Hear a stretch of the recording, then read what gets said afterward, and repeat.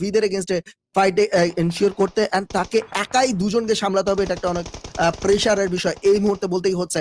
অপরদিকে Storm Action versus Storm অ্যারোর মধ্যে কিন্তু ফাইট হওয়ার কথা রয়েছে সামনেই, কারণ FW প্লেয়ার কিন্তু অলরেডি এলিমিনেট হয়ে গিয়েছে।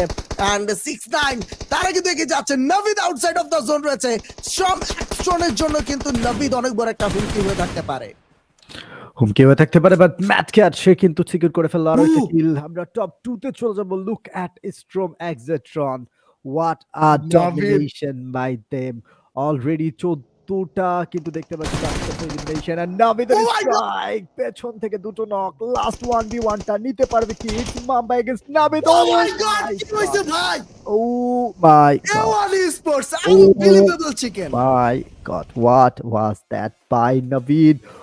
What a pure clutch moment by Naveed. Look at that, celebrate করার মতোই কিন্তু একটা সিনারিও আমরা দেখলাম গাইস। জাস্ট কি হলো এই জায়গায়? ও মাই গড, ইনসেইন লেভেলের পারফরম্যান্স বাই নাভিদ, ইনসেইন।